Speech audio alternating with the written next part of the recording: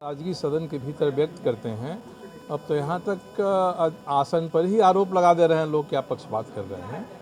मगर आसन का दायित्व सदस्यों को संरक्षण देने का होता है, सरकार को नहीं। सदस्य को संरक्षण दीजिए कि सरकार से वो सही बात को गलवा सकें। इसमें कोताही हो रही है और मैं जब भी मिलता हूँ माननीय अध्यक्ष महोदय से मैं ये कहता हूँ कि आपको अपने इस दायित्व का पालन करना चाहिए। सभी सदस्य चाहे सत्ता पक्ष या विपक्ष के हैं, उनको आप संरक्षण दीजिए और मंत्रियों से सही बात उगलवाइए। मंत्री भाग रहे हैं, लिखित उत्तर गलत उत्तर आते हैं और मानना ये कार्रवाई होनी चाहिए, नहीं हो रही है। ये दुर्भाग्य की स्थिति है इस राज्य में। माननीय सदस्य वीरेंद्र नारायण जी का एक सवाल था, मेरा भी एक सवाल था जो पीछे था। उत्तर सरकार सही नहीं दे पाई। अखबारों में भी छपा, कैबिनेट में निर्णय भी हुआ है कि सरकार जो लक्ष्य रखा है राजस्व वसूली का इस वर्ष 2500 करोड़ रुपया, उसी को घटा के 2000 करोड़ रुपया करना चाह रही है। मैंने पूछा, मंत्री ने कहा कि जानकारी नहीं है इसकी। और वीरेंद्र जी का सवाल, मेरा सवाल, बात एक ही आती है कि नीति कोई बने, अगर नीयत सही रहेगी तो नीति सही तरीके से लागू होगी। अगर नीति सही तरीके से लागू नहीं होती है तो इसका मतलब कहीं न कहीं नीयत में खोट है। अगर प्राइवेट से आप होलोग्राम छपवा लेते हैं, साहब आप जिनको आपने प्लेसमेंट एजेंसी से रखा है बहाल करके शराब दुकान चलाने का, उनको आपने आज तक महीना नहीं दिया, दुकान का किराया नहीं दिया, ये सब कटौती होगी तब तो और घट के आ जाएगी कम राजस्व की वसूली। तो इसका नतीजा है कि सभी शराब का ज़्यादा दाम ले रहे हैं, शराब में पानी मिला रहे हैं और अब नीति बदलने का कोई अर्थ नहीं है, क्योंकि राज्यपाल महोदय ने कहा और साफ साफ तौर पे फाइल में मेंबर बोर्ड ऑफ रेवेन्यू ने लिखा। मेंबर ऑफ रेवेन्यू की बोर्ड अगर विभाग नहीं मानेगा तो ये सबसे बड़ी गलती विभाग की है। सर्वोच्च अधिकारी राजस्व परिषद के सदस्य होते हैं इस मामले में, इसलिए शराब के मामले में बिल्कुल सरकार की तरफ से जानबूझकर ऐसी स्थिति उत्पन्न की जा रही है कि राज्य में अराजकता की स्थिति पैदा हो। अब इससे किसको कितना नफ़ा हो रहा है इसके बारे में कोई आंकड़ा हमारे पास नहीं है, मगर जब सही जवाब सदन में नहीं आ रहा है तो इसका मतलब कि कहीं न कहीं अनियमितता है, घपला है, घोटाला है। सर, एक शराब नीति एक पे एक फ्री ऑफर जब चला दिल्ली में तो वहाँ के मंत्री जेल चले गए। यहाँ 6-6 महीने में 2-2 बार पॉलिसी चेंज हुई, अभी 1 साल में फिर चेंज होने की बात है। यहाँ की शराब नीति को हम कैसे दें?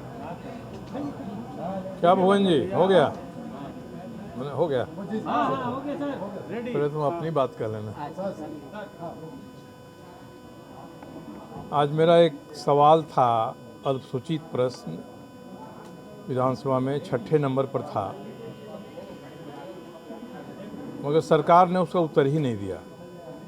मैंने खड़ा होकर अध्यक्ष महोदय से कहा कि मेरे प्रश्नों का उत्तर स्वास्थ्य विभाग नहीं दे रहा है। मैंने ही पूछा था कि जब टेंडर करने के बाद सस्ते कीमत पर दवा का आदेश आपने दिया, उसको नहीं खरीदा और महंगे दर पर भारत सरकार की कंपनियों से खरीदा, इसके बारे में सवाल था, इसका जवाब नहीं दिया इन्होंने। इसके पहले मानसून सत्र में जुलाई में मैंने प्रश्न पूछा था कि कोविड में जो देनी थी सहायता राशि लोगों को मिली कि नहीं मिली, आज तक उसका जवाब नहीं मिला। विधानसभा सचिवालय ने 2 बार रिमाइंडर दिया है विभाग को कि सप्ताह भर के भीतर जवाब दीजिए, विभाग ने जवाब नहीं दिया है। तो मुझे लगता नहीं है कि ऐसे सवालों से स्वास्थ्य विभाग कतरा क्यों रहा है। कल जब मेरा ध्यानाकर्षण था उसमें 100% असत्य बात माननीय मंत्री ने कहा और मैं कहते रह गया विधानसभा अध्यक्ष से कि सही उत्तर दिलवाइए। उन्होंने कहा क्या कि जब मैं मंत्री था तब मैंने भी ट्रांसफ़र पोस्टिंग में इसी तरह की अनियमितता की थी। इसका मतलब क्यों मान रहे हैं कि उन्होंने अनियमितता किया है? यदि मैंने कोई अनियमितता किया तो आधार नहीं बनती है स्वास्थ्य मंत्री के लिए अनियमितता करने की। मैं आज पत्र भेज रहा हूँ स्पीकर को कि वे सारे दस्तावेज मंत्री महोदय को सदन के पटल पर रखने का आदेश दें, जिसके आधार पर उन्होंने कहा था कि मैंने अपने कार्यकाल में ट्रांसफ़र पोस्टिंग में अनियमितता की है। मैंने कभी भी जहां मेरा अधिकार नहीं है वहां बिना मुख्यमंत्री से अनुमोदन लिए कोई भी ट्रांसफ़र पोस्टिंग नहीं किया है, और इसलिए कि मंत्री से इसका स्पष्टीकरण दिलवाइए। सदन में आने और जो विधायक प्रश्न पूछते हैं उसके बारे में कुछ भी कह देने की मंत्रियों की परंपरा से हो गई, और ख़ास करके स्वास्थ्य विभाग तो लगता है कि सदन की बात नहीं सुनता है। मुख्यमंत्री के यहाँ से फाइल मांगी जाती है, फाइल नहीं देते हैं। तो ये तो पर्याप्त कारण है कि मुख्यमंत्री सामूहिक दायित्व का जो सिद्धांत है उसका उल्लंघन करने के कारण स्वास्थ्य मंत्री को अविलंब मंत्रिपरिषद से हटा दें।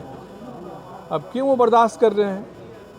आखिर मुख्यमंत्री की नहीं चलेगी, मुख्य सचिव मांगेंगे, संचिका नहीं आएगी स्वास्थ्य विभाग से, इससे गंभीर बात क्या हो सकती है?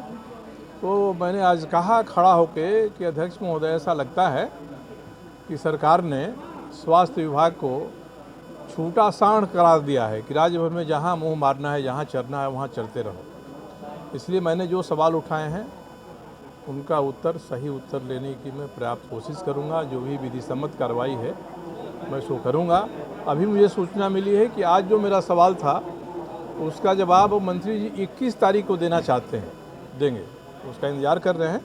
मगर जुलाई में जो मेरा सवाल था उसका उत्तर न आज तक मिला है और न उसको देने की वो कोई बात कर रहे हैं। लगातार सही इस तरह की बातें आती रहती हैं। बैठक में आप लोग झारखंड की आवाज YouTube न्यूज चैनल को सब्सक्राइब जरूर करें, लाइक, कमेंट और शेयर करना ना भूलें। जुड़े रहिए हमारे साथ, क्योंकि हम हैं आपकी आवाज।